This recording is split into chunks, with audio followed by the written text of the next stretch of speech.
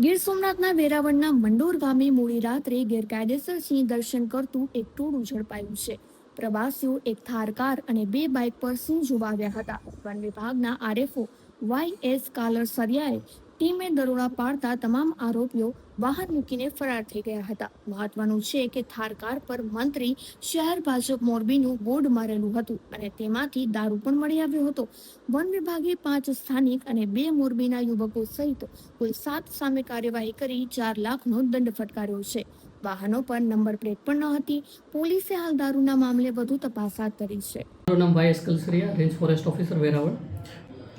Junagadh one વિભાગ હસ્તક Veraval range હેઠળ 7 ઇસમો દ્વારા પંડવા વીડી વિસ્તાર માં ગેરકાયદે સિંહ દર્શન માટે લોકોએ પ્રવેશ કરેલ હતો અને ત્યારબાદ વન વિભાગની પેટ્રોલિંગ ટીમ પેટ્રોલિંગ કરતી હોય તે લોકો સ્થળ ઉપરથી નાસી ગયેલા હતા અને મંડોર વિસ્તારથી સિંહ વિસ્તારથી ફરાર થઈ ગયેલા હતા. જેથી અમારી ટીમ દ્વારા કોમ્બિંગ કરી એ 7 ઇસમોને પકડી અને રેન્જ ઓફિસે લાવી ત્યારબાદ કાયદાકીય કાર્યવાહી કરવામાં આવે છે. આ ઇસમો થાર ગાડી લઈને આવેલા હતા, જેમાંથી એક દારૂની બોટલ મળી આવેલી છે, જે અમોએ પાટણ પોલીસ સ્ટેશન ખાતે સુપ્રત કરેલ છે.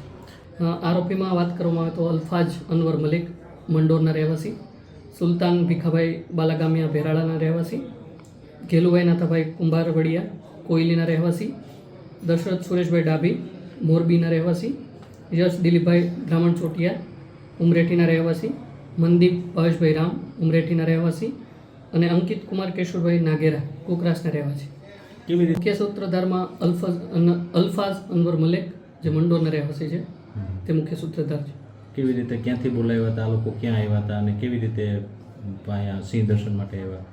અલ્ફાઝ અનવર મલિકે આ લોકોને બર્થડે પાર્ટી હોય આમંત્રણ આપેલું હતું. ત્યારબાદ એ લોકો ઉમરેઠી અને ત્યારબાદ કુકરાસ જઈ પંડવા ગયેલા હતા અને ત્યાં સિંહ દર્શન કરવા માટે સિંહ દર્શનના ઈરાદે પ્રવેશ કરેલો હતો.